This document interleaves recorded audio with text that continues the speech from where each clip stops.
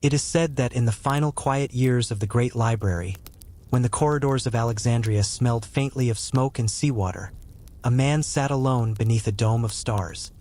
His name has been lost, perhaps erased in the fire, or perhaps never written at all, but his hands, those trembling instruments of memory, traced lines that still haunt the silence of the earth. Before him lay a parchment older than empire, its edges curled like dried petals. The ink upon it shimmered strangely in the candlelight, not black but bronze, as if the stars themselves had been ground into dust and mixed with oil. Outside, the harbor wind sighed through colonnades, carrying whispers from the sea. Somewhere, in the distance, a bell tolled across the waves, the sound of a world breathing in sleep. The cartographer bent closer. Each line he drew was an act of devotion. Every curve of coastline, every rise of mountain, every forgotten island was a prayer, a plea to remember what had once been whole. For he did not believe that maps were merely tools. To him, they were confessions of the earth, the way the planet spoke when men had forgotten how to listen.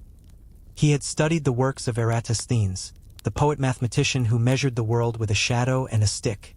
He had copied fragments of Ptolemy's Geographia, though the numbers never satisfied him. He knew, as the ancients knew, that beneath calculation there was something older, something wordless, a geometry of memory.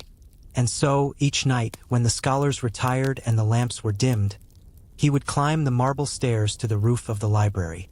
There, under a velvet dome of silence, he would unroll his scroll and begin again, charting coastlines no ship had ever reached, tracing rivers that ran through the bones of forgotten continents.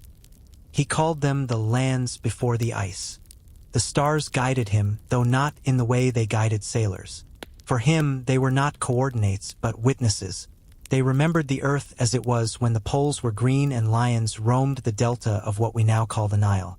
Some ancient tablets from Mesopotamia spoke of such days, of a southern paradise, where the sun never set and waters flowed from beneath glaciers that had not yet formed.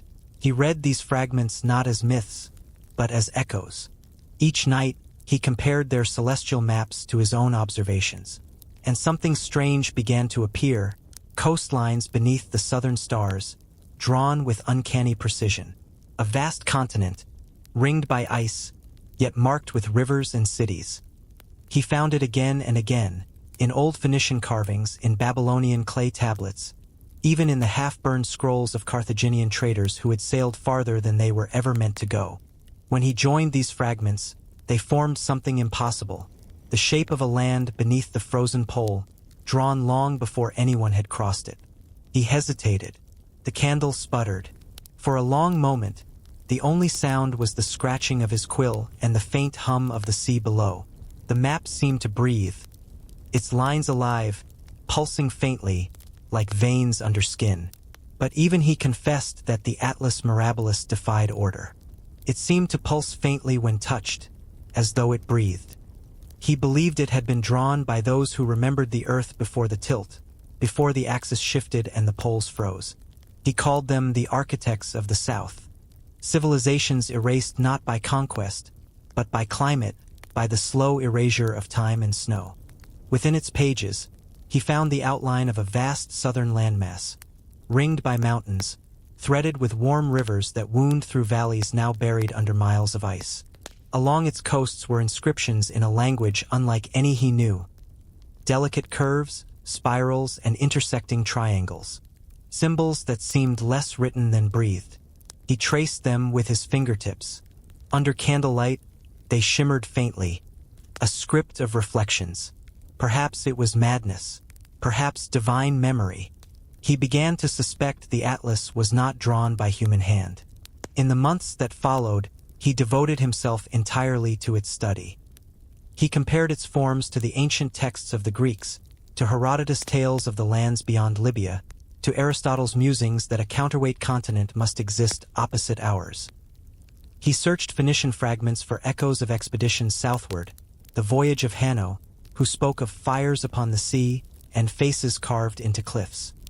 He copied diagrams from the lost works of Marinus of Tyre, and even the Arab cartographers of the 9th century who spoke of Zarqa al-Yamania, the Blue Land, far beyond the Indian Ocean. but none matched what the atlas held. The book was not a record. It was a memory that refused to die. One night, as a storm gathered over the desert, he opened the atlas once more. Lightning flickered through the windows, and for an instant the ink came alive. He wrote in the margin Terra Australis, the sleeping world. The mountains seemed to move, rivers gleamed like veins, and he swore he saw the shimmer of cities. Domes of crystal, spires reflected in water. When he blinked, they were gone. Only the spiral remained, glowing faintly in the heart of the page. He fell to his knees, whispering the old prayer of Thoth, guardian of knowledge. May I see without sight, and know without name. It was then he understood. The atlas was not showing him a place. It was remembering itself. Every map is a mirror, he thought, a surface where the earth looks back at its maker. But this one was deeper, older, more alive. Somewhere in the darkness, an owl called, its voice low and hollow against the marble. He lifted his eyes toward the dome above him. The constellations drifted across the night like ink on water. For a heartbeat, he thought he saw them change, the stars rearranging themselves into the very shapes he had drawn below. He blinked and they were gone. It reflected not the world, but the world's dream. He began to write his own notes, though his ink often blurred from trembling hands. He recorded the atlas shifting shapes by night, and by day compared them to fragments of fossil and coral brought from far lands by passing traders. Shells found atop mountains. Fish bones buried in desert sand. Proof, he believed, that the sea had once covered all. His brothers grew uneasy. They whispered that he had begun to speak with the map in his sleep, that he woke muttering in forgotten tongues, his eyes wide with starlight. One morning, when the bells called for prayer, he did not appear. It was said among certain scholars that the world was once balanced differently, that the axis of the earth had shifted after a great cataclysm, tilting oceans into deserts, jungles into tundra. The priests of Heliopolis had whispered such things in the age before empire. They called it the turning of the heavens. They found his cell empty, his bed untouched. Only the atlas remained upon the altar, closed and bound in wax. On its final page, they found a single line in his own hand. The South is not gone. It waits beneath the silence. Centuries later, a French explorer named Charles de Brosses would write of Terra Australis incognita, hypothesizing that a great continent must lie beyond the known world to balance the weight of the northern lands. 200 years after him, Captain Cook would sail into the ice and confirm only fragments of coast. And later still, in 1820, Fabian von Bellingshausen would cite the endless wall of white that would come to be called Antarctica. But the atlas had known it all along. Long before any ship or nation claimed discovery, it had drawn the vanished South as something living, breathing beneath the ice, waiting to remember itself. When scholars today analyze the Pyrie Reis map or the Orontius Phineas chart of 1531, both depicting Antarctica without ice, they find precision unthinkable for their age. The cartographer did not dismiss them. He felt the truth of their myth in his bones. There were stones buried in the sand near Thebes, carved with patterns that matched constellations as they appeared not in his age, but thousands of years before. He had seen them himself. He had pressed his fingers into the cold indentations of those forgotten stars and felt the pulse of alignment, as if the sky once bent closer to the earth. Glacial valleys, river basins, mountain chains exactly where satellites now confirm them. Errors, they say, coincidences. But in the cloisters of memory, one might hear the echo of the old abbot's voice. Memory is not error, it is patience. The Atlas Mirabilis was never found again. Perhaps it burned. Perhaps it was buried with him in the sand. Or perhaps it was never made of paper at all, but of something more fluid, a geometry that returns in dream, in vision, in the quiet tremor of history repeating itself. Even now, when satellites scan the poles, their readings sometimes flicker. Anomalies of magnetism, patterns like spirals, shadows beneath the crust that do not conform to geology.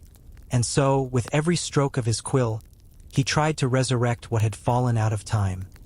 Not a continent, but a memory of balance. The data is clean, but the feeling is not. Something beneath the ice seems to move, slowly, almost imperceptibly, as if the land still turns in its sleep. The monks called that motion the breathing of the south. Perhaps it continues still.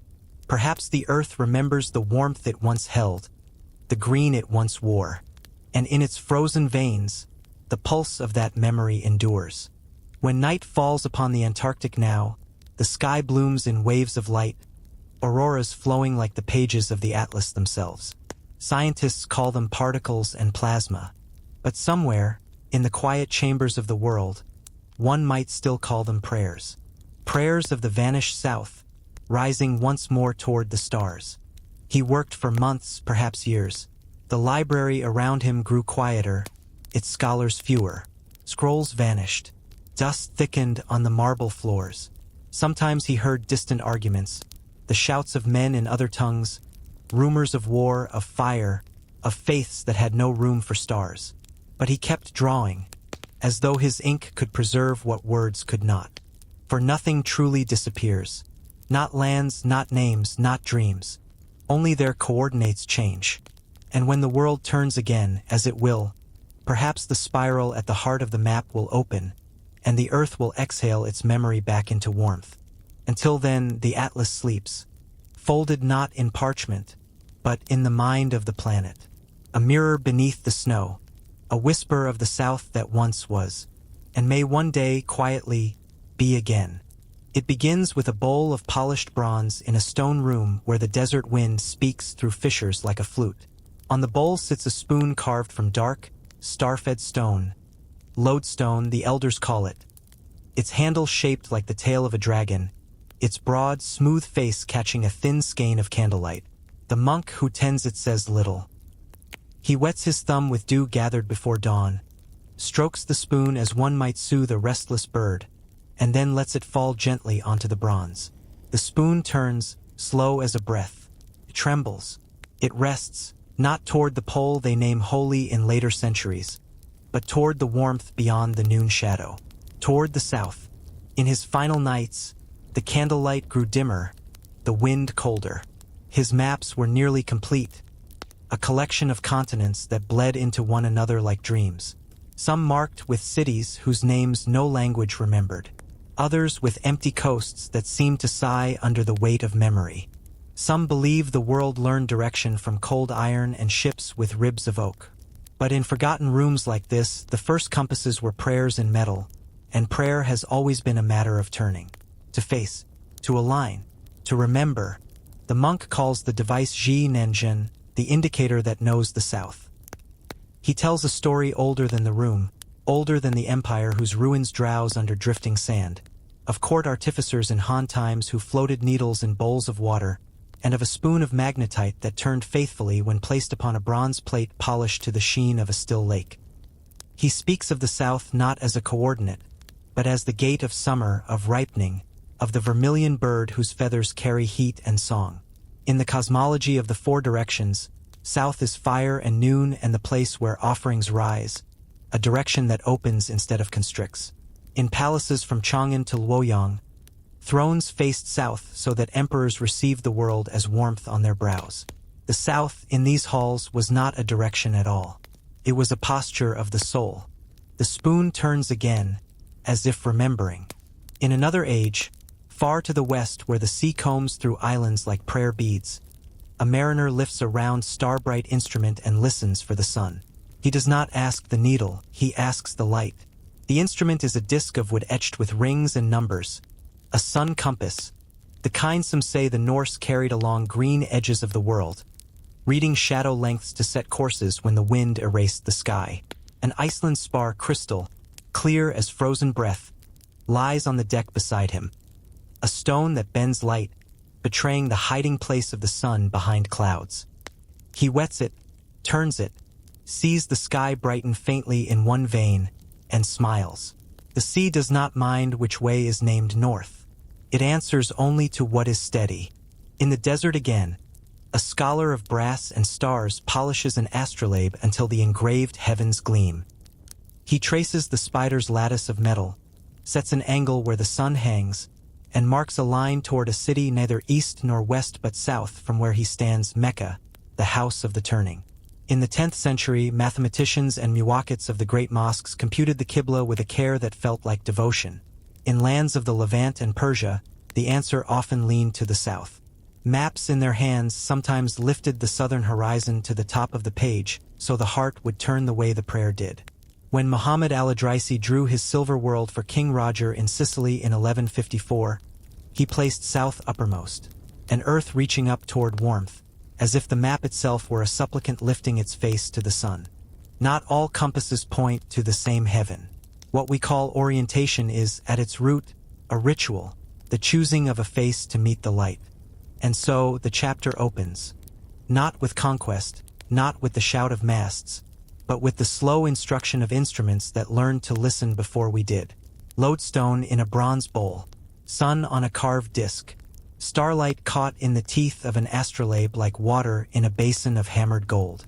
Even the oldest Egyptian obelisks, stone needles planted in earth, were compasses of a kind, drawing the day's shadow upon measured paving so priests could read the hour by the length of darkness. In Karnak and Abu Simbel, walls and gates answer the equinox and the solstice with shafts of light that glide across sanctuaries as if time itself were incense. Orientation, for them, was not a matter of finding where to go, but of remembering where to stand. It is said there were travelers who carried compasses that turned not toward place but toward a principle. They believed the earth held a memory that could be found if one aligned breath, stone, and sky. In the painted silence of a Saharan shrine, a copper plate rests upon a cedar table scarred with knife grooves and ash. The plate's surface bears a circle of engraved stars and a narrow channel filled with oil. A craftsman drops a sliver of magnetized iron into that thin river and watches it drift, quivering, until it rests in a hush of certainty. He notes its bearing, not with numbers but with glyphs. A feather, a cup, a hand. He writes in the margin a line from a hymn older than script. The South is a mouth of light. Across the centuries, records flicker like candle shadows. Scholars in Song-era China speak quietly of a needle's stubbornness and of the way it errs from true south. Shun Kuo writes in his dream pool essays of magnetic declination. The small, insistent angle between heaven's imagined axis and the earth's rumored heart. A contradiction converts to instruction, for it teaches that even truth leans. Later, in cities of turquoise tiles and bazaars heavy with spice, artisans mount needles in glass and wood, add cards painted with roses of wind, and sell them to captains whose ships grow their beards in salt. The needle settles, the card breathes, and men find comfort in the constancy of an invisible river under their keel. And yet, older than this river is the habit of turning south. In court chronicles of the Three Kingdoms, the engineer Ma Jun fashions a chariot with a figure on top whose pointing arm always indicates the same direction, no matter how the wheels turn. The tale is half gear and half legend, but its lesson is steady. Through cleverness or enchantment, the earth's bias can be held in the hand. Whether the figure truly pointed or the story merely wished it so, its immortal gesture remains, a companion on roads where landmarks are swayed by war and wind. Always there is a hand, extended, telling you how to face the day. One night, as he compared his parchment to a weathered sphere of brass, he noticed something, a pattern hidden among the coordinates. Each coastline aligned not with the stars above, but with the stars as they had been thousands of years before. The implication struck him silent. Whoever had drawn the first map had known the sky before it changed. Far beyond empires, out upon the oceanic breadth between atolls, navigators with no metal at all orient their canoes by the grammar of swells. Micronesian masters build stick charts that do not map islands so much as the moods of water. A lattice of curved ribs and tiny shells that teaches where the waves cross and where their long memories split around unseen reefs. Under a sky of salt and fire, a navigator lies on his back in the canoe and feels patterns through his spine. North-south, words for people with walls. Out here, direction is a story told by touch. The canoe turns to the swell that carries it home. The compass that points south to heaven is not one instrument but a family of gestures. A lodestone spoon settling like a bird, a palace's ceremonial face, a mosque aligned to a heart far away. A Chinese emperor receiving winter's petition from a northern court while his body drinks the warmth of the southward gaze. A Viking's disk of shadows. A Polynesian's rib of wood. All partake in the same sacrament.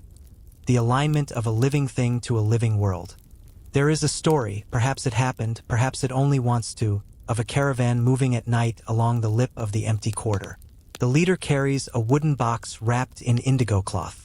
When the wind dies and the stars thicken, he sits cross-legged in the sand and opens the box. Inside rests a shallow dish, a bronze plate, a dark stone spoon. The youngest among them leans forward, eyes wide with the ache of leaving. "Is it magic?" he whispers. The leader smiles. "It remembers," he says, and touches the spoon with a fingertip, as tender as one touches a sleeping child.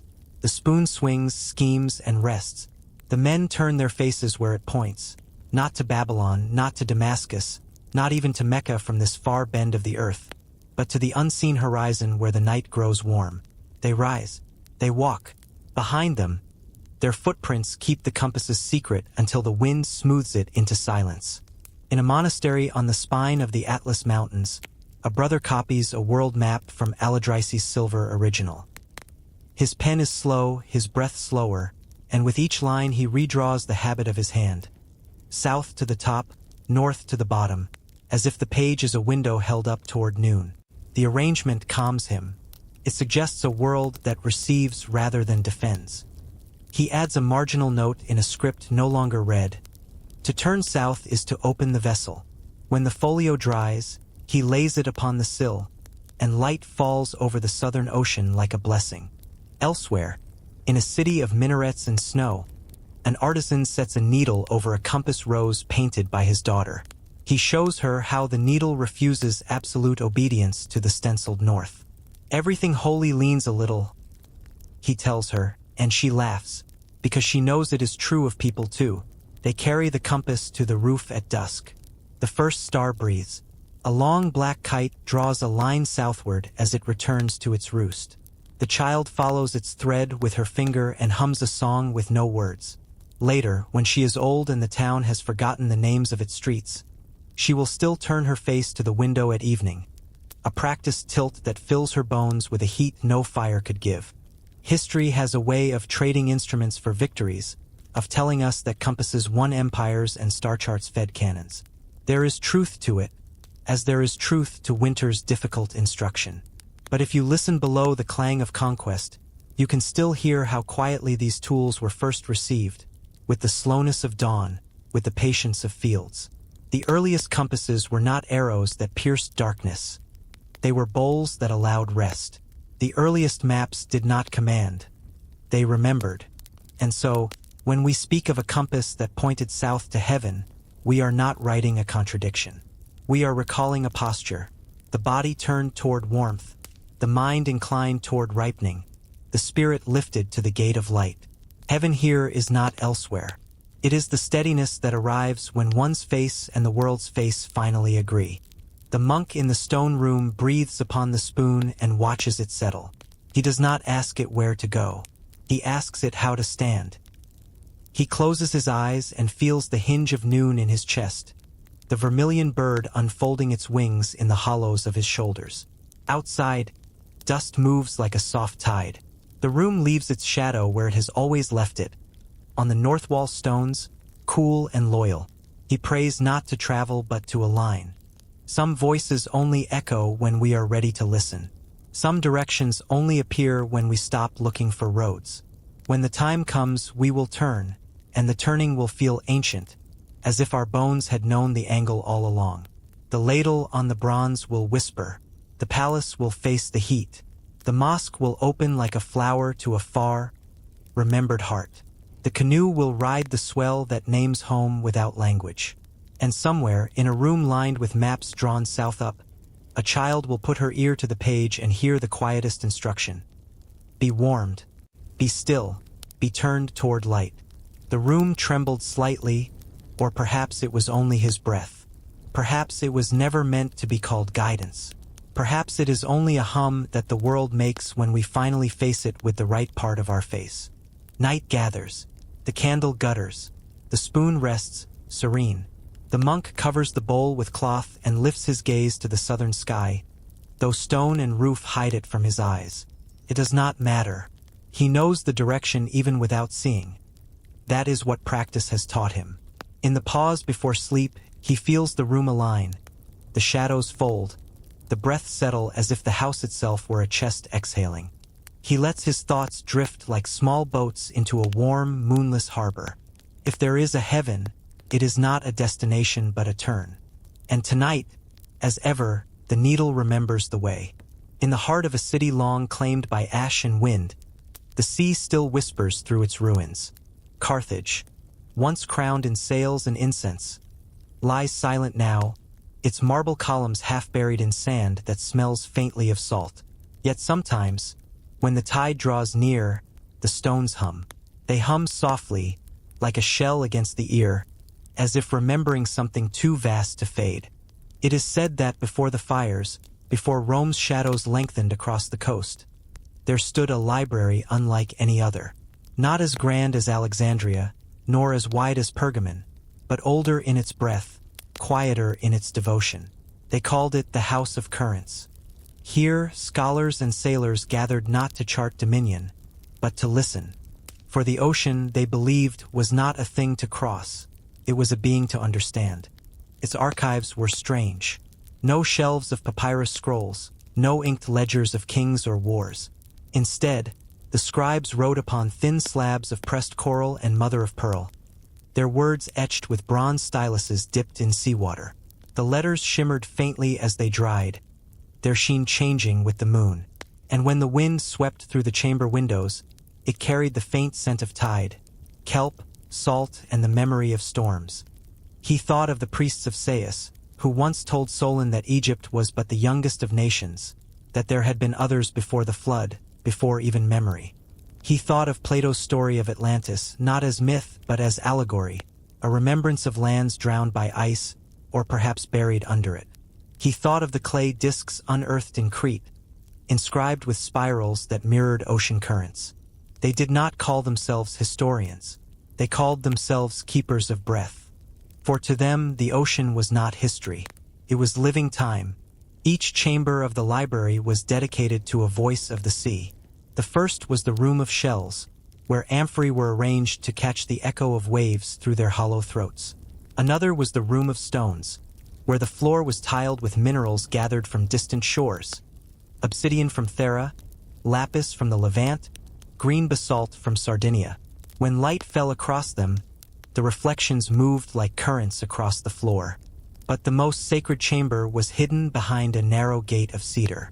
Its name has not survived, though travelers later called it the Chamber of Depths.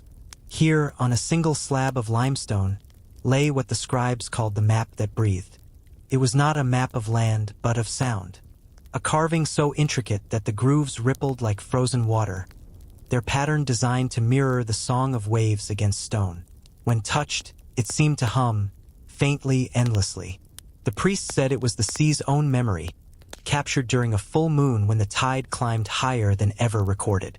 They believed the ocean could be inscribed, that its voice could be preserved in pattern and form. And so, every new tide was measured and carved into the tablet, each season adding another ring to its spiral. Over generations, the slab became a living record, an echo that outlasted those who listened. When Carthage fell, the Romans took its ships, its trade, its light.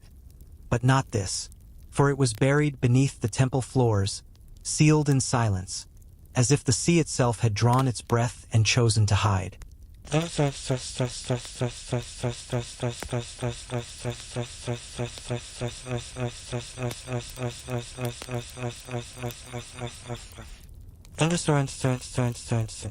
He thought of the silence between centuries, how easily civilizations crumble, how the wind erases names but not patterns. Centuries later, a traveler named Theodorus, a scholar from Byzantium, came to those same ruins with little more than a lamp and a notebook. He sought lost words, not treasures. Yet the locals warned him of strange murmurs in the catacombs when the wind blew from the west. He ignored them. For 3 days he searched the buried vaults, brushing dust from mosaics that once shimmered like the scales of a fish. On the fourth night, he found a narrow stairway beneath a broken arch. The steps descended into cool air, and the sound of dripping water echoed through the dark. At the bottom, he found the chamber, half flooded, half silent. He wrote in his journal, "The walls breathe as if the sea is still within them. When I touch the stone, my pulse slows, and I feel as though I am standing at the bottom of time." He described the great slab upon the floor, smooth except for its spiraling grooves. Beneath his fingertips, the stone vibrated faintly, as if answering his touch.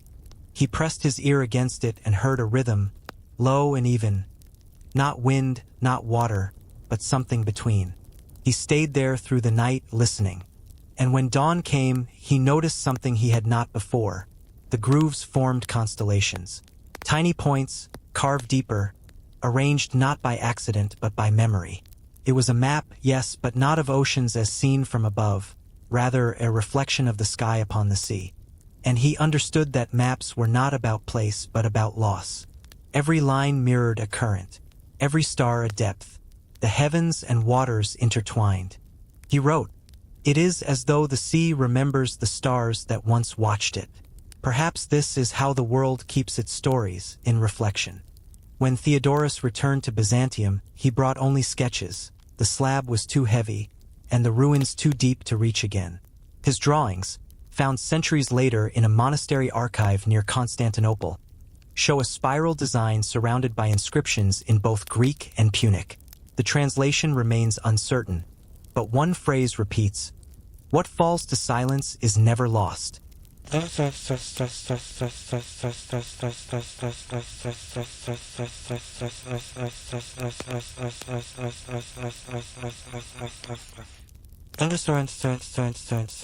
Modern historians doubt the slab ever existed. Some say Theodorus mistook geological formations for art. Others claim it was myth invented by monks to symbolize divine memory. Yet, in 1999, during excavations near Bursa Hill, archaeologists uncovered fragments of limestone etched with concentric grooves, each line shaped by human hand, yet bearing the organic rhythm of waves. The fragments were taken to Tunis. When researchers ran sound frequencies along the grooves, the stone resonated. Not randomly, musically. Some tones matched oceanic vibrations recorded beneath the Mediterranean floor. Others aligned with ancient North Star positions. The scientists dismissed it as coincidence, but those who listened closely said it sounded like breath. A soft, rhythmic exhale, as if stone itself were remembering water.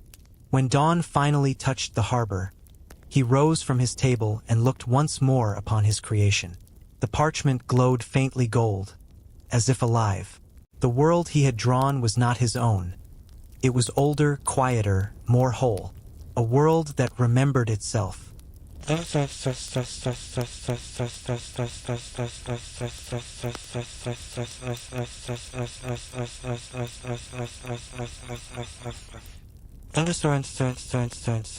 The sea, after all, is the oldest library. Every grain of sand, every ripple of current, is a page turned by time. What we call tide is simply its way of rereading itself. The library of Carthage may have fallen, but its spirit remains wherever water touches stone. In Venice, where canals reflect light in slow patterns across crumbling walls. In Alexandria, where the new library stands upon the ashes of the old, its facade carved with scripts from every language known, each letter like a ripple circling back toward origin. And somewhere deeper still, in the black, pressure-laden heart of the Mediterranean, sound travels farther than light. Marine archaeologists say a single echo can linger for days, bouncing endlessly along the floor. The ancients believed those echoes were voices, the sea's way of keeping record. Perhaps they were right, for memory does not die. It only changes its rhythm. Every wave that breaks upon a forgotten coast carries some echo of the first wave that ever touched land. Every drop of rain that falls tonight once drifted in oceans long before men had names. He rolled the map carefully, binding it with a strip of linen soaked in oil, and placed it within a clay cylinder. Upon its surface he inscribed a single word, mnemosine, memory. The water that bore Carthage still moves, still breathes, still hums the songs of coral and shell. It may even whisper through your walls tonight, that low, rhythmic hush that no one really hears until the lights go out.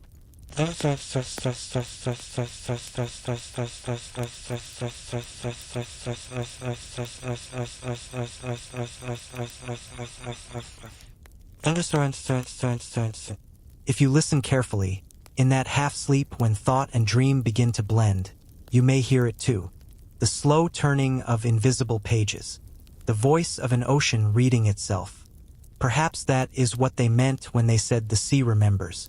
That beneath our noise and our monuments, something vast and patient continues to whisper. Not to teach, but to remind. That the world, like water, keeps what we forget. So sleep now. He carried it to the deepest chamber of the library, where scrolls were stored in silence. There, beneath the painted ceiling of the zodiac, he set it among 100 others, nameless, waiting, dreaming. Let the tide carry you where names dissolve and sound becomes light. Beneath the hush of the room, beneath the rhythm of your own breath, another library waits, older than any city, deeper than any ruin. And in that library the oceans still read themselves, endlessly, silently, until the last light fades. It begins before the rooster knows the light, before the river shakes its skin, before the city's clay walls warm from within. A faint gray rises over the plains where reeds sway like 1,000 quiet hands, and on the low edge of Babylon a small workshop breathes its first ember of day. As he left, he looked once toward the dome above the harbor, where dawn had painted the last stars silver. He whispered a prayer, not for discovery, but for mercy, that if the world ever found his work, it would listen gently, that those who came after would not treat it as proof or prophecy, but as remembrance. The room is narrow and fragrant with wet clay and cedar dust. A tablet lies waiting on a slab of wood. Beside it a string and a reed stylus and a small gnomon, a straight rod of bronze set upright in a dish of packed earth. Outside the eastern sky grows pale as milk. The oldest of them, a maker with sand in his hair and the patience of winter, says they must begin while the city still dreams. For their craft is not about measuring light but about greeting it. He calls the young ones closer and they stand around the gnomon as if around a small altar. No words at first, only breath, only the listening that happens when dawn is almost here. And perhaps in some way his prayer was heard. It is said that in the age before scripts spoke loudly and kings named themselves with thunder, there were artisans who mapped the world not to conquer distance but to keep company with the sun. They believed that when the first ray crossed the edge of Earth each morning the world was remade and that a map should honor this renewal. So their circle, the first circle they ever drew, was not a border but a vow.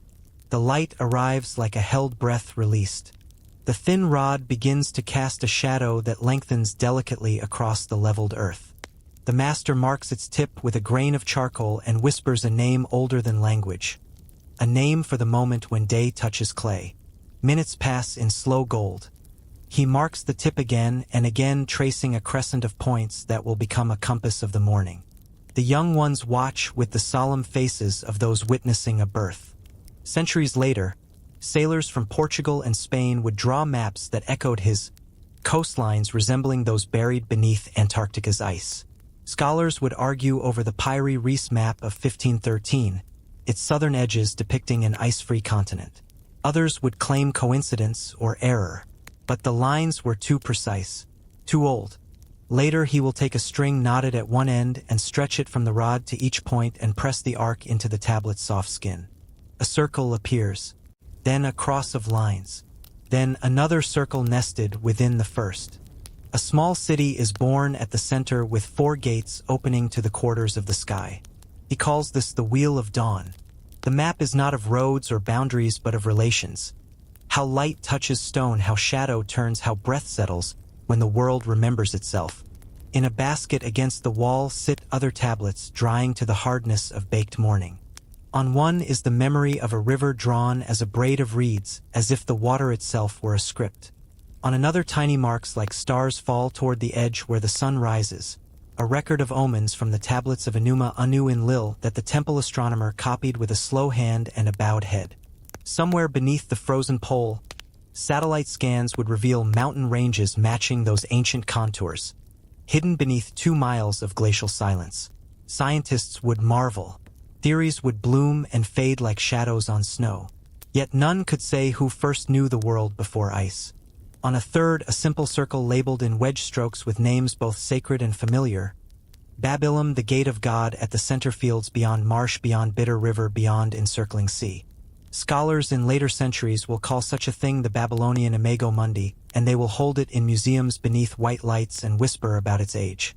But here in the dim workshop, the circle is less a relic than a breathing arrangement. A way for the heart to stand in the morning without trembling. The master speaks of Shamash, Utu in the older tongue, the solar judge whose rays see all paths and whose disk rises each day through the eastern gate of heaven. He does not preach. He remembers. He says the first cartographers were singers, and that their lines were prayers drawn slow enough that a bird might land upon them. He shows the apprentices how to set the tablet so that when the sun reaches the belly of the sky, the cross of lines aligns with the shadow of the doorway, and the room fills with a hush that feels like water. They do not clap. Perhaps it was the man in Alexandria, the nameless cartographer, who prayed through his quill. They listen. Outside, the city wakes. Donkey bells. Women's low songs at the river. A vendor calling dates and sesame. But inside, the workshop, time walks differently, measuring itself by the thin drift of shadow and the scent of warm clay. The young ones take turns incising cuneiform around the circle. They press signs for east and west not as orders but as invitations. They add the small sign that means mouth or gate at the place where the sun first appears. They add the sign that means wind where the Euphrates bends like a sleeping spine. Or perhaps it was the earth itself remembering. They do not draw mountains as teeth. They draw them as breath, small triangular exhales along the rim of the world. At midday, a woman enters with a basket of figs and a strip of linen damp with river water. She is a weaver and the master's sister. Her hands know the language of crossings, warp and weft, and the soft insistence by which threads become cloth. She looks at the circle and smiles in a way that quiets every fly in the room. She says the map is like a loom and that the sun each day is the shuttle that fills the world with brightness. This pleases the master. He invites her to press her fingertips lightly into the wet clay at the 4 gates so that when the tablet is fired, the world will forever remember a pulse there. They speak of older maps. In the end, all maps are acts of longing. Lines drawn not to mark where we are, but to recall where we have been and what we have lost in the turning of time. Of marks carved on bone found near the marshes, of a shard of shell scratched with lines that seem to echo the course of canals, of a stone in the temple whose surface receives the sun at equinox and returns it along a line that kisses the foot of the ziggurat. They talk about the light inside the holy place at dawn, when for a breathless moment the god's face warms and the priests grow very still. None of this is written as doctrine. All of it is kept as a tenderness. The master sends a boy to fetch a small lump of bitumen. He softens it by the brazier and spreads a thin layer across a second tablet. Upon this dark mirror, he draws the circle again, and then, with a stylus of bone, he scratches a single spiral unfurling from the eastern gate toward the center. He calls it the path of becoming. As the night deepens, the candlelight fades. The scroll lies still beneath the ruins, its ink dreaming in bronze. Outside, the wind hums again against the marble walls, carrying the same quiet hymn across centuries. Not a path that legs can walk, but one that breath can follow when the night has been long and the body needs reminding. He tells them that long after kings fall and archives burn, people will still lift their faces to the east each morning, and without schooling will know how to stand. This is what a map is for, he says, to help the body remember the old posture. They take the first tablet to the kiln in the courtyard. The fire is low and patient. The master places the circle within the round mouth as tenderly as one lays a child to sleep. Smoke rises scented with tamarisk. The apprentices sit on their heels and close their eyes. Heat hums like a hive, says, the world was once whole. When at last he draws out the tablet, the lines have hardened to a soft permanence, and the surface holds a warmth that feels almost like gratitude. Afternoon stretches its long quiet. The city's gate throws a cool shadow that crawls slowly across the yard. The master unrolls a scrap of leather upon which are drawn unfamiliar coasts and a scatter of islands that look like seeds cast from a sower's hand. He says a trader from far west stopped last month with tales of a wine-dark sea and men who follow the sun along cliff and cove. He does not know their language. He only knows that the light they greet at dawn is the same light that loosens his own shoulders each morning. He folds the leather carefully and returns to his simple circle, as if returning from a dizzying lookout to the steadiness of home. As the day wanes, he takes a reed and dips it in slip to draw a final sign upon the fired tablet. A small eye at the center of the world. Not the eye of surveillance. Says, the ice remembers. The eye of waking.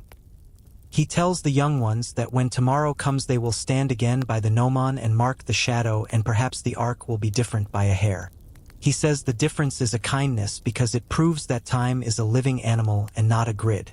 He speaks of other dawn keepers beyond their city. Of farmers on the Nile who watch the first glow silver the desert's rim and set their season by the sky's breath. Of priests in the highlands who notch stones so that on one morning in the year the sun threads a narrow gate and leaves a blade of light along the floor. Of shepherds in the north who lay out stones in a ring and teach their children that sunrise knows their circle by name. He says none of them will meet, and yet they are kin, because each has learned to greet renewal with a vessel instead of a spear. Says, some prayers are written, not spoken. The apprentices ask about kings, about borders, about the maps in the palace that show taxes and armies and distances measured by the day's march. The master nods. Those have their use, he says, but they are not the first kind and they are not the last. He lifts the fired tablet still warm and sets it upon the sill where the western light can rest upon its surface for a breath. He says that when people forget how to stand in the morning, the world grows heavy. And when they remember, the weight shifts and the fields taste of rain. Night approaches softly as a shawl. And somewhere, beneath the stars, a map still waits, folded in silence, breathing softly, waiting for hands that will never come. From the temple precinct comes the faint ring of a hammered copper disc calling those who wish to offer smoke to the dark. The workshop grows blue and then deeper blue. The master closes the door and the room becomes a vessel holding a small remainder of day. He thanks the gnomon. He thanks the clay. He thanks the east that will arrive again whether or not men deserve it. He gives each apprentice a small disc, a scrap cut from a broken tablet, and shows them how to draw their own tiny circle with a fingertip dipped in water. Carry this at your chest, he says. When you fear you have lost the path, place it against your skin at dawn and wait until you feel your breath answer. Perhaps it was never meant to be found. Then walk, not toward a place, but toward a posture. Years will pass. The city will rise and fall and rise again. A conqueror will boast that he has bent the world to his measure. Scribes will copy edicts onto clean tablets and load them in baskets. Floods will come and recede like enormous slow thoughts. Somewhere a boy will find in the dust a fired circle with 4 gates and an eye at the center, and he will trace it with his thumb and feel a warmth that does not come from the sun. He will not know the names of the makers. Perhaps the world, even now, prefers its mysteries asleep. He will not need to, for the map was never meant to prove. It was meant to invite. Perhaps it was never meant to be found by museums or argued by scholars. Perhaps its true work happens now in this room. In your room, as the body remembers how to turn toward the quietest light. Some voices only echo when we are ready to listen. Some mornings only arrive when we slow enough to greet them. So lie back now. It begins with silence, the kind of silence that feels older than sound. Let the breath settle into a circle. Let the heart open its 4 small gates. The world will be drawn again before your eyes open. The first line will be soft as silk on clay. The next will be the shadow of a thin rod traveling like a patient river.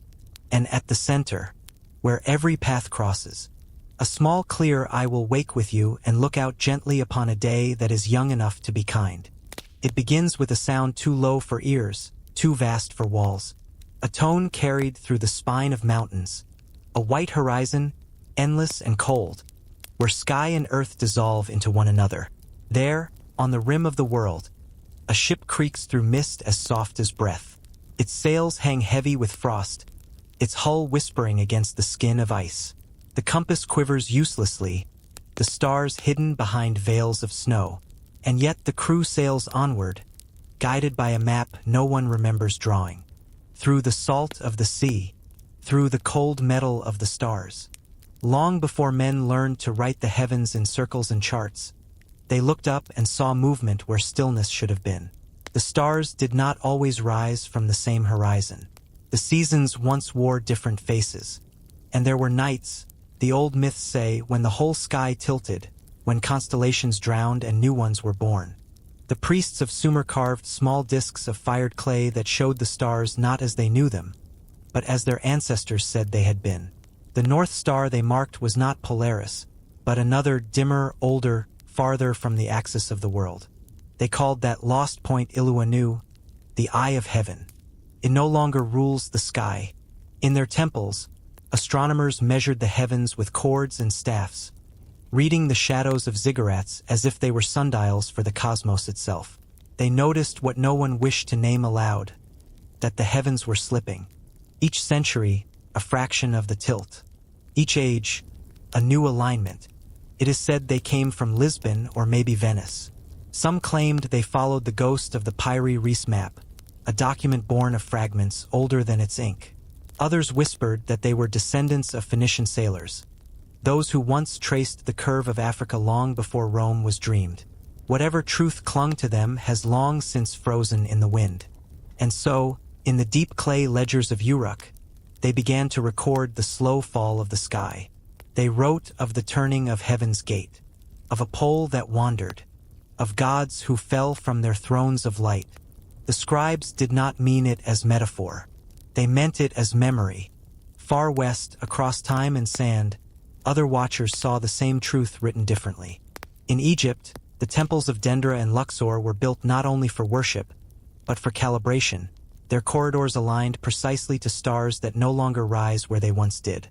On certain nights, priests would climb to the roof, hold copper mirrors to the sky, and wait for Sirius, Sopdet, the bringer of flood and renewal, to appear at the temple's edge. But over generations, her light drifted. The angle changed. The Nile's rhythm faltered. The old alignment no longer matched heaven's design. Their captain was a man who carried silence in his eyes. He spoke rarely, but when he did, the men listened as if to a prayer. Each night he would unfold a weathered chart, parchment cracked by salt, its lines fading like ancient veins. The men could not read it, for the language was strange, half Greek, half something else, symbols that spiraled like shells. The captain called it the map of the warm sea. The temple did not move. The sky did. At first they blamed the architects, then the kings, then themselves. But the silence of the stars carried another story. In one of the hidden chambers of Dendra, a mural still breathes under dust. A sky goddess arched over the world, her body covered in constellations. Beneath her, small figures lift the disk of the sun. Between them, serpents coil, bridging heaven and earth. Some say the mural shows creation. Others say it shows correction, a remembrance of when the stars fell out of place and the gods reached down to lift them back. In the high altiplano of the Andes, the ancient builders of Tiwanaku watched the same slow migration.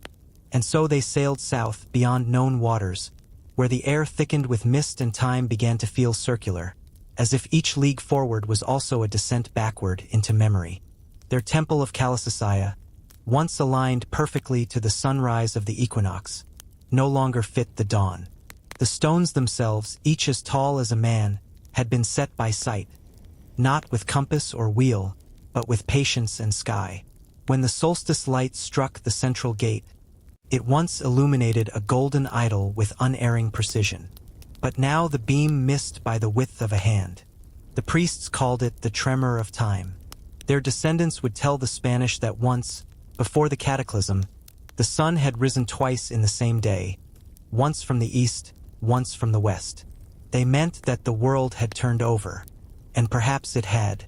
Geologists now speak of shifts in magnetic poles, of precession, of the slow dance of the planet's axis tracing a circle across 26,000 years. They speak of reversals, north becoming south, south becoming north, written into lava and stone like the alternating breaths of creation itself. To the ancients, it was not science. Days passed. Icebergs rose like cathedrals from the fog, each one a frozen psalm. The sound of them cracking echoed like thunder beneath the sea. The men began to dream of light beneath the waves, a faint green glow, pulsing as if alive. At first, they thought it was the aurora reflected, but the captain only smiled, his eyes reflecting that same strange hue. "The sea remembers," he said, "and it waits." It was heartbreak, for when the sky changes, memory itself grows unsure. Somewhere between myth and mathematics lies a story whispered through centuries. That once the pole star was not Polaris, but Thuban in the constellation Draco, the dragon coiled around heaven's axis. At Giza, the Great Pyramid's narrow shafts, once thought to be simple ventilation, point directly toward Thuban's former throne. For 1,000 years ago, its pale light would have glimmered through the passage, striking the king's chamber with silver fire. Now that light falls upon nothing but darkness. Perhaps the pyramid was built not as a tomb, but as a calibration, a frozen compass for a sky in motion. When the stars moved, the chamber went dark, marking the end of one age and the beginning of another. And so, what the ancient texts called the fall of heaven may have been this. When the storms came, they came without wind, vast curtains of snow that fell in utter stillness. The men moved through it as through a dream, their breath the only sound. Somewhere beyond the mist, they heard the call of something not quite wail, not quite wind, a tone too deep to name. One sailor swore he saw columns beneath the ice, rising from the depths like the ruins of a drowned temple. Not a rain of fire, but a shifting of orientation. The slow heartbreak of stars leaving their appointed places, and humanity watching its ceiling drift. In Alexandria, centuries later, Greek scholars tried to give the sorrow a language.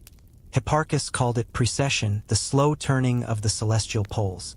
He discovered it by comparing his star maps to those of Babylon and noticing that the heavens had shifted 2 degrees since their time. The universe, it seemed, did not hold still even for gods. Ptolemy refined the calculations, but even he wrote in the margin of his Almagest, "The heavens remember what we do not." That phrase would echo through ages of seekers, monks, and wanderers who stared upward at night and felt the quiet drift, that subtle betrayal of the familiar sky. They felt it not as science, but as a kind of exile. Perhaps it was only hunger, perhaps revelation. To live on a world whose roof moves is to learn humility.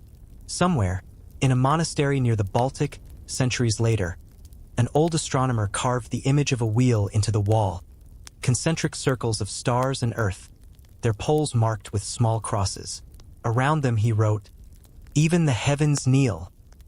He had studied reports from China of auroras appearing farther south than ever known, of compass needles trembling without wind, of nights lit by red flame in the northern dark. He believed the world was preparing again for a turning. When he died, his students found under his bed a small globe, the poles inverted. On it, he had written no names, only one phrase along the equator: "The memory of light is circular." The Inuit of the Arctic still tell of the day the stars changed their paths. Elders recall their grandparents' stories. How once, the moon rose where it should not, and the constellations shifted ever so slightly north. Science calls it refraction, atmospheric tilt. But the old ones say, the sky moved, for beneath the snow lay something ancient, a sea beneath the sea, sealed in crystal for millennia. Modern explorers, centuries later, would name such places Lake Vostok and Dome Sea, hidden oceans preserved beneath 2 miles of ice. But long before those drills pierced the frozen crust, legend spoke of the warm abyss, where the world before the floods slept intact. and perhaps language itself is too small to decide between those truths. In our own time, scientists have found the poles wandering still, the magnetic north drifting across the Arctic at 50 kilometers each year, the south sliding in quiet opposition. Satellites adjust, navigation systems correct, and the world goes on pretending that stability is our birthright. But in the hush of night, when the hum of machines fades, one can almost feel it, the slow breathing of a living planet, shifting its posture as if in sleep. The sky has always been in motion. Only our certainties stand still. The ancients mourned when their stars fell. The captain knew. He had read it in the writings of Pytheas of Massalia, the Greek navigator who, in the 4th century before Christ, claimed to have reached Thule, the place where the sea became like jelly and the sun never set. Scholars had mocked him, but the captain believed Pytheas had glimpsed the threshold of a buried world. They rebuilt their temples to follow new alignments, remeasured the heavens, carved fresh calendars. But in their hearts they knew what the stones themselves whispered, that all creation moves in circles, and loss is only a longer rhythm of return. Perhaps that is what the myths meant when they spoke of gods descending and rising again. Not deities at all, but stars, falling out of sight only to rise in other skies. Perhaps the apocalypse they feared was only the universe breathing. Tonight, if you step outside and look north, the pole star will gleam faintly above the horizon, steady as a heartbeat. But even now it is moving imperceptibly, inevitably, tracing its own slow spiral toward another future. And thousands of years from now, another star will take its place, and some other civilization will raise its temples to a new heaven, and their astronomers will look back at our age and call it ancient. And now, in the pale corridors of the southern mist, he sought to finish that journey. They will find our charts, our satellites, our mathematics, and say, as Hipparchus once said of Babylon, "The heavens remember what they do not, for the sky has never fallen, it has only turned, and we, small and trembling beneath its shifting dome, have mistaken movement for loss, and rhythm for ending. The stars do not abandon us. They only change their address in eternity. So when you close your eyes tonight," each night, he ordered the crew to lower weighted lines through cracks in the ice. Each time, the lines descended deeper than before, until one night, they vanished into warmth. Steam rose faintly from the hole. The men stared in disbelief, for they had felt the breath of heat beneath the eternal cold. And the dark above feels vaster than thought. Remember that the heavens are still drawing their slow circles, the same circles the ancients once traced in clay and stone, the same circles that live in your own pulse. The axis turns, the seasons breathe, the constellations drift like memory across the ceiling of time. And somewhere, above or below, the world continues its quiet correction, a sky not falling. The captain knelt beside the opening, his face lit by the faintest shimmer of blue. "Do you hear it?" he whispered. The men said no, but he did, a hum low and patient, like the voice of the earth itself. He ordered them to lower the glass sphere, a primitive device of lenses and mirrors used for studying depths. When it returned, frost clung to its edges, but within it, faint light still moved, rippling like a heartbeat, but finding its balance again. Sleep beneath it. You will not be lost. You are only moving with the stars. There are places where the cold does not kill, it preserves, where time folds under ice like parchment beneath glass. And within that frozen silence, something still breathes. It begins with a fracture, a line across the blue vastness of Antarctica, a crack that hums like a cello string when the wind passes over it. What they saw defied language. From above, it looks like nothing, a scar on the skin of eternity. But for those who have descended into its heart, it is an entrance. The explorers who found it, men of wool and frost, their faces rimmed with ice and sunburn, wrote in journals that seemed more like prayer than report. They spoke of a light below the glacier, not sunlight, but a deeper glow, as if the earth itself were remembering warmth. Their names blur across centuries. Shackleton, Amundsen, Lazarev, Vostok. all chasing edges, drawing breath from air older than language. Some returned with frostbite and silence. Some never returned at all. But long before their boots cut the snow, other names had whispered of the same light. In the temple texts of Thebes, priests spoke of the shining waters below the world. Hindu cosmology described Patala, the underocean realm where serpents guard a subterranean sun. Beneath the ice, the sea was alive, not with fish or plankton, but with architecture, columns of black stone rising from the seabed, spiraled with carvings. A circular formation, precise as geometry, glowing faintly from within. One of the men fell to his knees, muttering a prayer. The captain said nothing. And across the Pacific, Maori stories spoke of Tepa, the dark that glows. Myths, yes, but perhaps also memory. For the earth has always had two faces. One for daylight, one for dreaming. The first modern glimpse of that dreaming came in 1996, when scientists drilling into the East Antarctic ice sheet reached something unexpected: liquid water, sealed under 2 miles of ice. They called it Lake Vostok, a body of water untouched for more than 20 million years. At first, they feared contamination, that even a single breath of modern air might disturb its perfect silence. So they drilled slowly, in pulses, in patience, until the sensors dipped through ice and tasted liquid darkness. The readings were strange. He simply marked the spot upon his chart, a small symbol of an open eye beneath the pole. The temperature was below freezing, yet the lake did not freeze. There was movement, faint but constant, and light, a pale blue luminescence, pulsing like a heartbeat across the sensor feed. Some said it was the reflection of instruments, a trick of physics. But others, in quiet moments, said they felt something deeper, that the glacier was alive and it was exhaling. Light beneath ice is unlike any other. It has no source, only memory. It moves slowly, scattering through crystalline layers until it no longer belongs to direction, but to essence. It is the color of sleep, of breath caught between silence and birth. When they returned to the surface, the mist had thickened. The stars were gone. Time no longer felt sequential. Days merged with nights.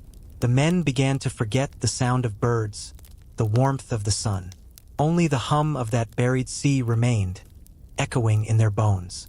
Those who have stood in the ice caverns of Vatnajökull in Iceland or under the frozen arches of Alaska's Mendenhall know the feeling. A cathedral without walls, a sanctum of compressed time. Even footsteps sound sacred there.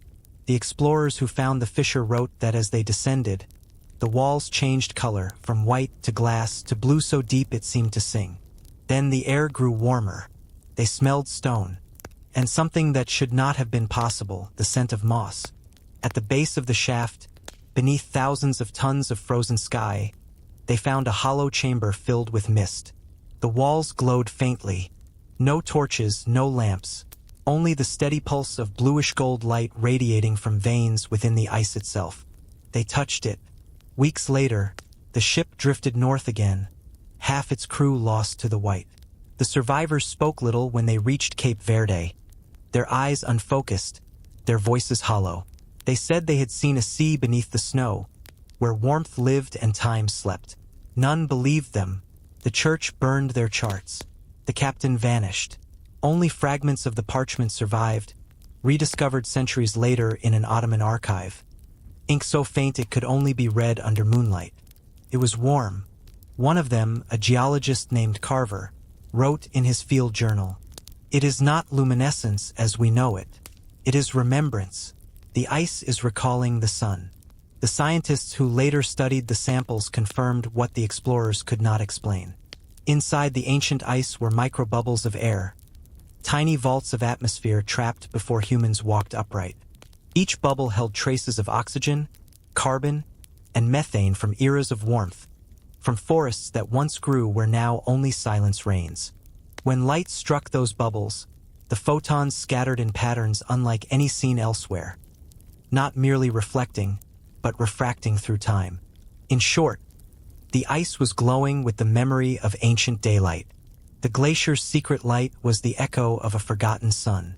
And beneath it, Lake Vostok still stirs, a hidden ocean beneath a continent of frost. Historians dismissed it as legend. Yet in 1958, when scientists first flew over the Antarctic, radar revealed what the old map had shown: mountains, valleys, and basins beneath the ice, identical to the coastlines drawn centuries before. In 1996, when probes pierced Lake Vostok, they found microbial life sealed for 20 million years, untouched by sun or air. The sea beneath the snow was real. Some scientists believe it connects to deeper waters, vast reservoirs of liquid sealed under the crust, the subglacial seas that move like blood beneath the planet's frozen skin. Their sonar maps show peaks and valleys, ridges that mimic continents long erased. It is possible, some say, that these were once open oceans, the same seas that the cartographers of Alexandria drew before the poles froze. Perhaps the lands before the ice were not metaphor, but memory, the Earth's recollection of its younger self. And perhaps this light, still burning beneath the glacier, is not just physical. Perhaps it is the soul of that lost world, refusing extinction. The indigenous peoples of the circumpolar north have long spoken of such light. The Sami tell of a river under the snow that glows to guide lost souls home. Inuit elders speak of the sleeping fire, a warmth that waits beneath the cold, promised to return when the balance of seasons breaks. They say that once every age, the earth breathes out its hidden heat to remind us that even silence burns. But its memory was older than measurement. Perhaps those stories were not fable but witness. When the explorers emerged, they were changed. Their faces pale not from cold, but from the echo of what they had seen. One refused to return to civilization, choosing instead to live near the glacier's edge until his death, writing in notebooks filled with sketches of light, rays spiraling inward, not outward. Another could not speak of it at all. He went home, closed his laboratory, and became a painter. His canvases were entirely blue. The third, the youngest, wrote a single sentence before vanishing into the interior. There is a warmth that watches from below. He was never found. Years later, when satellites scanned that same region, they detected faint geothermal signatures. Not volcanic, but diffuse, like veins of lingering fire. The cartographers of Alexandria had hinted at it, tracing warm currents that circled the globe like veins of the earth. The Mayans spoke of a southern mirror, a world beneath reflection. The Hindus called it Padala, the subterranean ocean. The old myths were not contradictions. They were memories disguised as parables. Even now, those readings puzzle scientists. Where does that warmth come from? How does it persist under such crushing cold? Some say it's the friction of ice on bedrock. Others whisper about microbial colonies releasing faint bioluminescence, a planetary lantern glowing unseen. But perhaps the simplest truth is also the oldest, that the earth remembers. It keeps its light where it cannot be stolen, deep beneath the surface, safe from conquest and noise. If you listen closely to recordings taken at the South Pole, the ice speaks in frequency. Low tones, steady, resonant. Somewhere beneath our feet, the sea still breathes, patient, unblinking, eternal. Scientists call them icequakes or glacial songs, the sound of millions of tons of frozen water shifting in slow motion. But there are moments when those tones form harmonics too perfect for chaos, as if the glacier hums not from pressure, but from prayer. Somewhere beneath, the light stirs again. It is patient. It has time. It has all of time. At night, when the aurora flares above the Antarctic sky, green and violet curtains dancing like veils of spirit, the ice below answers with faint reflections. What we see from space is not merely light on atmosphere. It is a dialogue, and perhaps it remembers us. A slow conversation between sky and sea, between the frozen and the remembering. The aurora calls, the glacier replies, and between them moves the rhythm of creation, cold and fire braided through eternity. Perhaps that is why the ancients spoke of sacred waters beneath the world. Not because they had seen them, but because they had felt them. The low hum of warmth beneath the feet, the pulse of something alive below the stone. For what is the ocean? if not the memory of the world made liquid. It holds every fall of rain, every tear, every flood that washed away the names of cities. Beneath the Antarctic, that memory is trapped, dreaming in ice. The sound of it hums faintly in seismic readings, a rhythm like a heartbeat. Scientists call it resonance. The ancients might have called it prayer. Every temple, from Angkor to Delphi, from Karnak to the Andes, was built near a spring or beneath a fissure, where the earth's breath escaped in steam. They called these places navels of the world, where light rises from within. The glacier, too, has its navel. It simply hides it under ice. Tonight, as you listen, the room dim, your own breath slowing. Imagine that buried light still glowing beneath miles of silence. Not fading, not dying, but resting. A lantern beneath the skin of the world, keeping vigil. When the last explorers have gone and the last machines have rusted, that light will remain, pulsing softly through the centuries, waiting for no witness, needing no name. When we listen closely, perhaps we can hear it. The echo of waves beneath the frozen silence, the slow turning of salt and time. For it was never made for eyes. It was made for the soul of the earth itself. A promise written in temperature and time, that nothing sacred is ever lost, only hidden until the world is quiet enough to see again. So sleep now. Let the ice hold you. Let the silence hum. Somewhere beneath, the glacier's secret light is still burning. The ship is long gone now. The men are dust. But somewhere beneath the white, beneath the silence, the warm sea waits. It is not angry. It is not lost. It is simply resting, as the world once rested before fire, before war, before ice. Not to be found, only to be felt. It begins with a reflection. Not the kind one meets in a looking glass, crisp, obedient, and sure, but the kind that ripples when the world remembers itself. On a small island in the heart of the Mediterranean, half lost between maps and memory, stands the ruin of an observatory. Its stones are white as bone, its dome open to the wind. Once it was called the House of Reflections. Now it is a hollow shell that fills with seawater when the tide climbs too high. They say a woman lived there once, a scholar whose name time has blurred into salt. She was neither astronomer nor navigator, yet she studied both the sky and the sea, believing they were mirrors of one another.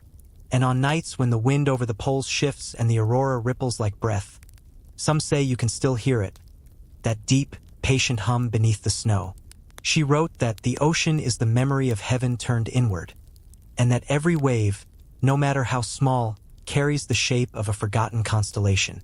The villagers said she was mad. The fishermen said she was blessed.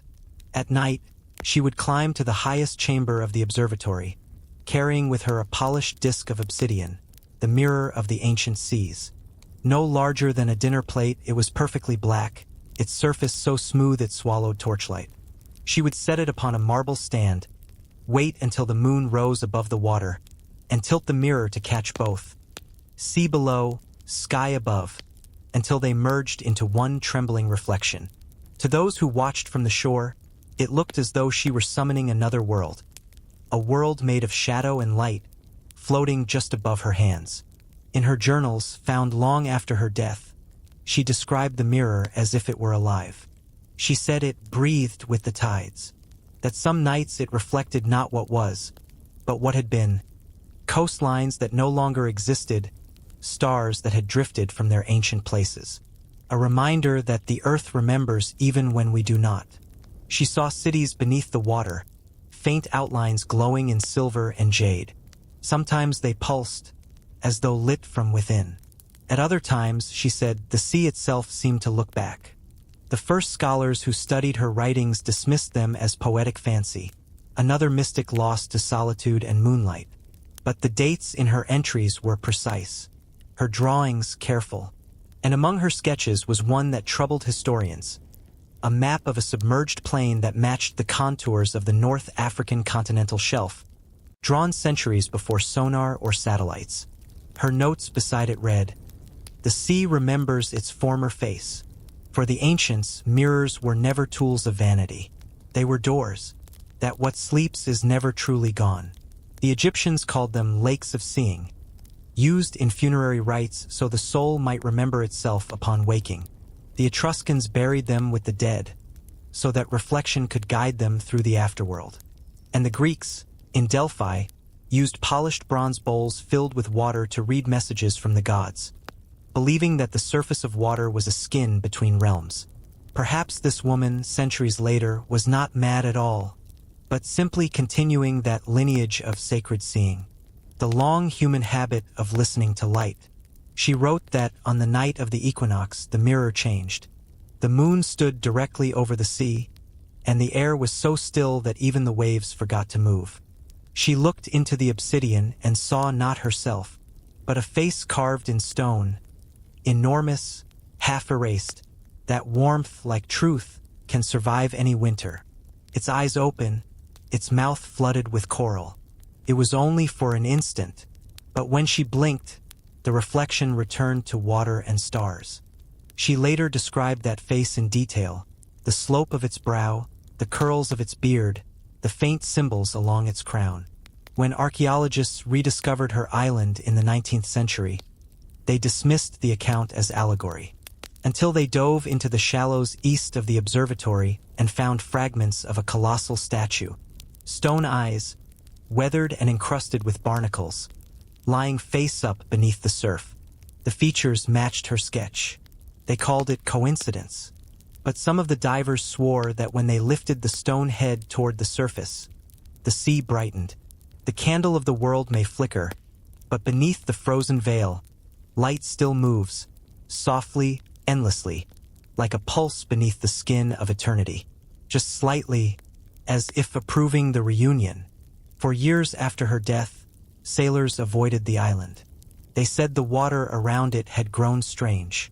Sometimes it reflected nothing, not sky, not stars, not even the moon.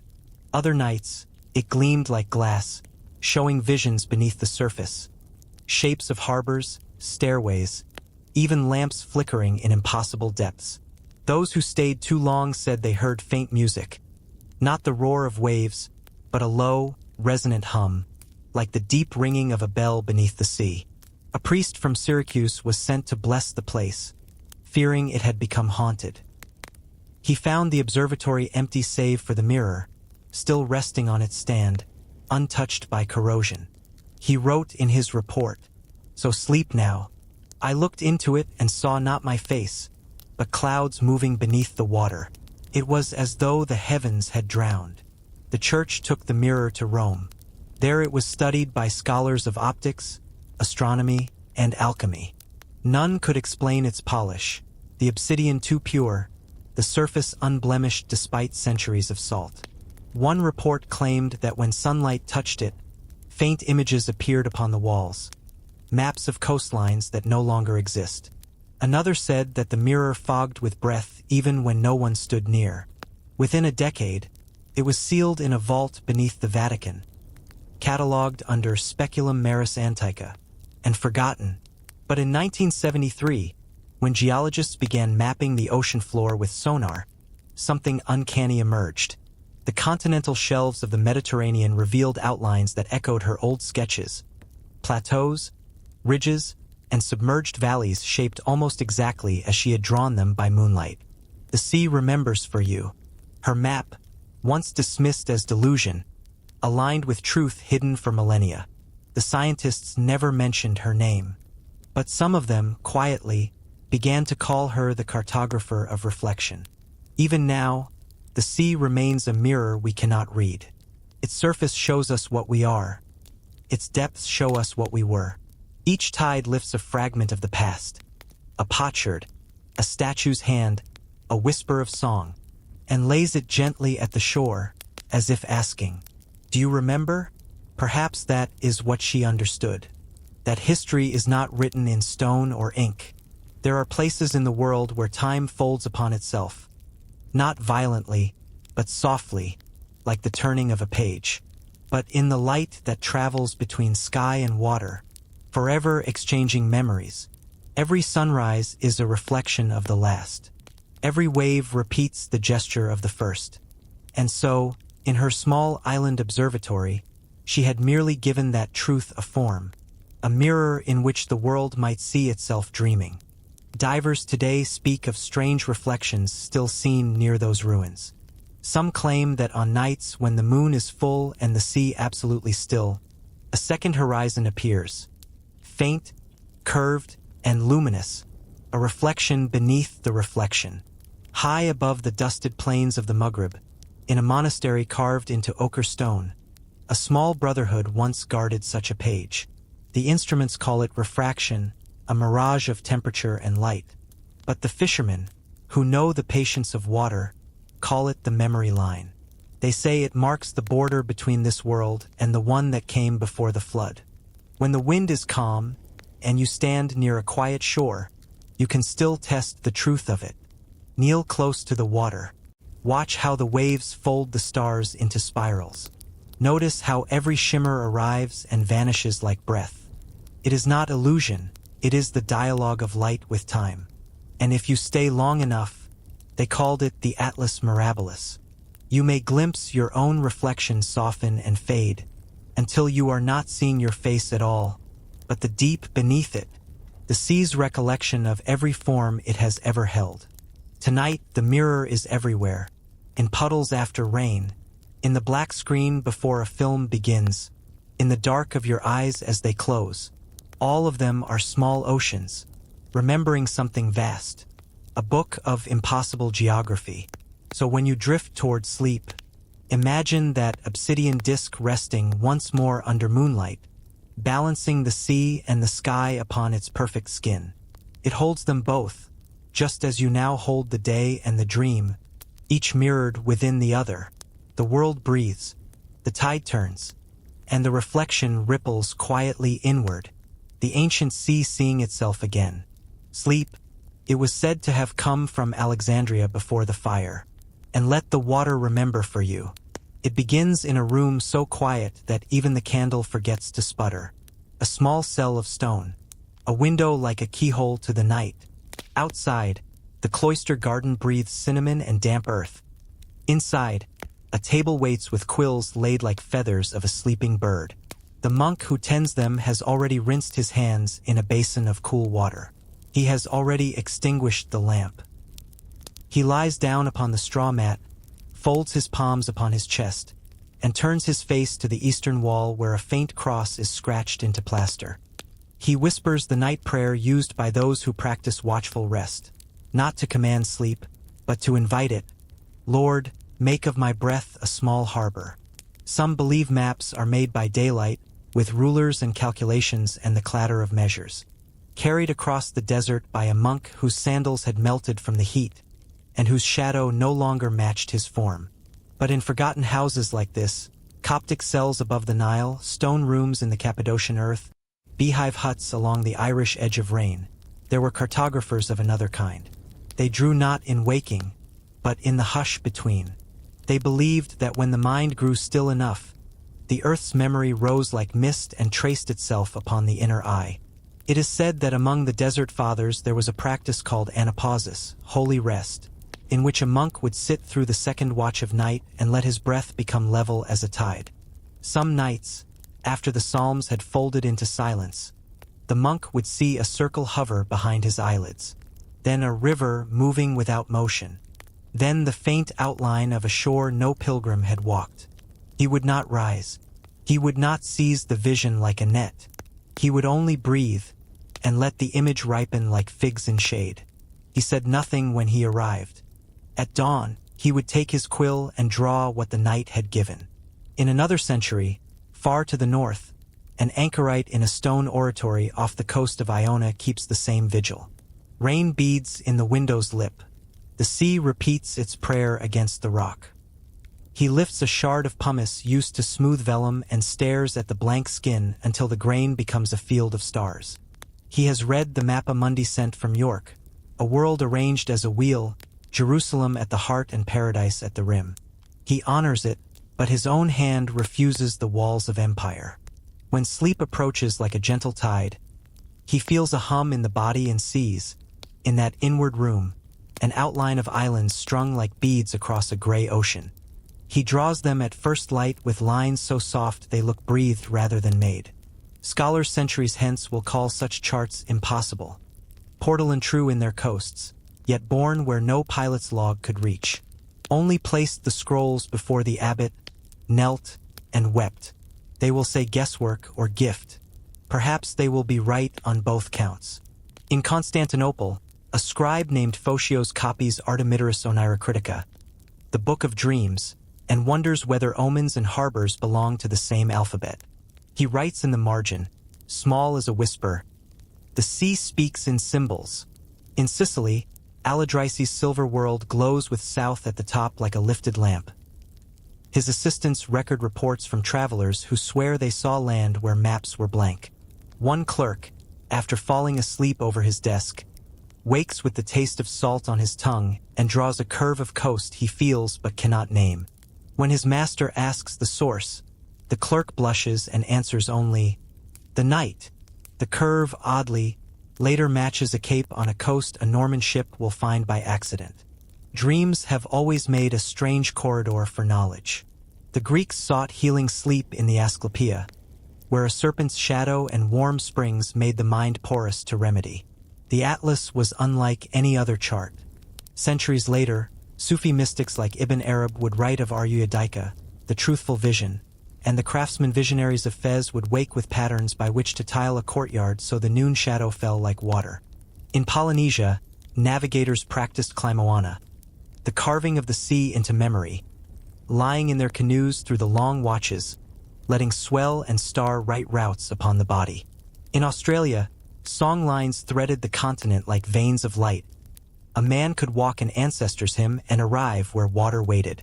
None of these were the same practice. All were the same confession, that the world keeps its own map, and sometimes it lends us a page in our sleep. Our monk stirs. The second watch has passed. He does not chase sleep.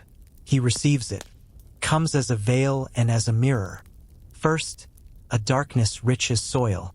Its pages shimmered with a faint metallic sheen, as if painted with powdered moonlight. Then, a blue that is not color but depth. Within it, points of pale fire gather and form a spiral like a shell. He feels the earth breathe. He sees a coastline unroll as if pulled from the sea by invisible hands. Not the line of empire, not the bite of taxation, but a shore that curves the way a rib cages a heart. There are mountains. He does not see them. He senses resistance, a slow thickening of wind. There is a river whose source is a quiet snow and whose mouth is a silver mothwing against the dark. He rests inside it, as one might rest inside a psalm, until the last bell calls the brothers to matins. At dawn he draws, not as men draw borders, but as one records a visitation. He does not label, for he does not know. The coastlines were not fixed but fluid, shifting subtly under candlelight, like tides seen through glass. He marks with small signs, an ear for a spring, an eye for a hill that sees, a feather where the wind remembers. He leaves spaces untroubled where the night was silent. He washes the page with diluted ink to show shallows where light pooled. When he is done, he places the sheet to dry and returns to the choir, where the chant climbs and folds over like the breathing of a calm sea. In a Spanish scriptorium, a Mozarabic illuminator lays gold leaf upon a world wheel and pauses. For weeks she has dreamed of a fish that swims along the rim of the circle, leaving small bubbles like pearls. This morning, she presses her nail into the gesso at the wheel's edge and places 7 dots where the fish lingered. Centuries later, a scholar will note that her dots mark deep harbors known to medieval merchants but absent from official itineraries. He will footnote it with a question mark. She would have called it gratitude, and in the farthest corner, south beyond all known lands, was drawn a continent the world had forgotten. Sometimes the dreams turn more literal. In the 16th century, a Venetian pilot falls asleep in a tavern near the arsenal and dreams of a square-rigged ship entering a bay lined with reeds, a pale mountain beyond. He wakes with a start, draws the shape of the headland with wine on the table, and laughs at himself. Years later, blown off course, he will see that exact bay, the reeds combed by evening, the mountain like a sleeping ox. He will enter safely by the line his sleeping hand rehearsed. He will not tell the men. He will make the sign of the cross and chalk the curve upon the deck as if inventing it anew. Skeptics deserve their seat at the table. The Hereford Mappamundi is pious, not practical. Portolans owe their surprising straightness to generations of dead reckoning and keen eyes, not angels. No inscription named it, but what if both professions of faith can stand? That men measured by toil, and that, sometimes, the earth visited them in dreams with a correction as gentle as a mother's hand? In the East, hesychast monks speak of the fosse, an inner light, and practice breath so slow the room seems to float. On Athos, a brother tells another, "Do not hunt visions, hunt stillness. If a picture comes, let it pass through you like wind through reeds. If it returns 3 nights, draw it as obedience, not pride." Hand-copied on a scrap sewn into a psalter is a small coast with 8 small coves. A century and a war later, refugees will follow a rumor of safety along that very sequence of crescents, beaching their skiffs each dusk where the scrap once breathed. The psalter will be lost under rain. The lives will remain. Not all sleeping cartographers were cloistered. No legend marked its cities. A woman in Kythera, keeper of a lighthouse, keeps a notebook of weather and stars. She naps in a chair between the blinks of the lantern and records her night images in a second column. A dark tooth of rock 3 lengths beyond the blue buoy, her husband laughs. A month later, a storm unmasks the tooth.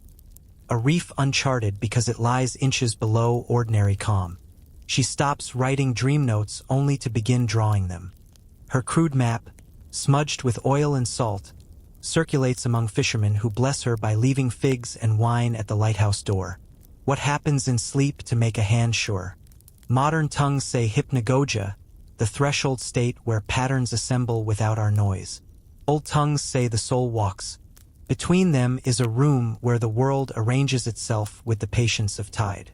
Only faint lines of mountain and river, and a symbol at its heart, a spiral encircled by 7 stars. There, the lines we fail to see by day become obvious.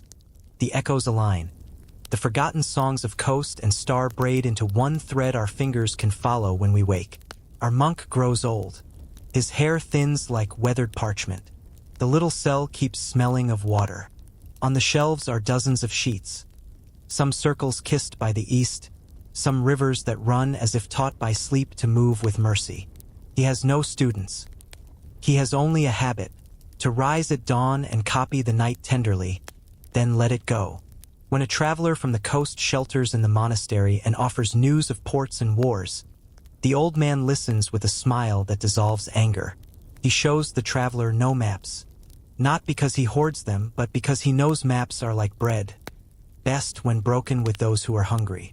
The monks believed the book was not meant to be read in daylight. He keeps them for those who arrive emptied by weather.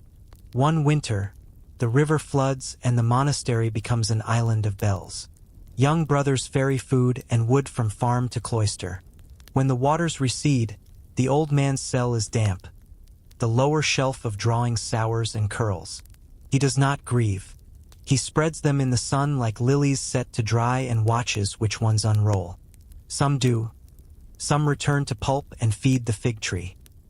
He says to the novice carrying them, "The earth has taken back what it did not need." Near the end, he dreams not of coasts but of motions. Spirals, eddies, the slow exhale of mountain wind into valley. He draws a final sheet. Not a place but a breath. A long line beginning wide as sea and narrowing to a point at the center where an eye would be if the world were a face. At sunrise they locked it in an iron chest, sealed by wax and prayer. He writes beneath it in a hand as thin as smoke. Orientation is the art of remembering where to look. He places the sheet under a stone and lies down. He sleeps once, then more deeply. In the morning, the brothers find him with his palms open as if offering the room back to itself. Centuries fold. The cell becomes a ruin. A shepherd rests in its shade and carves his initials in the stone. A scholar, walking with a pack of papers and a heart too full of questions, shelters there from rain. She finds the final sheet under the stone, the ink gone soft as dusk. She copies the line, the breath, the eye, and feels something in her chest turn south toward warmth. But at night, when the wind moaned against the cloister walls and the candles burned low, they would gather in silence. She will not publish it. She will carry it like a small compass set not to north but to mercy. Perhaps it was never meant to be proof that men can dream the world correctly. Perhaps it is only a reminder that the world dreams us correctly when we grow quiet enough to listen. Tonight, as your own breath lengthens and the room's corners blur to kind blue, consider the maps that arrive when your hands are empty. They will not shout. They will not insist upon borders. They will offer a curve of shore where your fear can land, a river-wide path your thoughts can follow to the open, a small harbor under a star that will wait as long as you need. Some voices only echo when we are ready to listen. Some maps only draw themselves when the light is low. And the eldest among them would unchain the atlas and open it upon the altar. Close your eyes. Let the coastline appear not on paper, but on the inside of the lids. Let the river find its own way to your mouth. Let the harbor rise, a cupped palm in the dark. And if, in the first hour of sleep, you see a circle, a feather, an eye, carry it gently to morning. Make of it a kindness, not a claim. Draw it once, then give it away. For the greatest cartographers never owned their maps. They were only the page the earth chose for a night. They read not with their eyes, but with their breath. And the candle that burned softly enough to let the stars write. Sleep now. The world remembers the way. For the atlas, they said, did not show space, it showed memory. Each page a reflection of the earth as it had once been, and sometimes as it might be again. The abbot was an old man, blind in one eye, his beard white as dust. He had once been a scholar in Constantinople, a student of geography and sacred proportion. He spoke often of the Ptolemaic code, the idea that creation was written in numbers, that every star and river shared a hidden symmetry.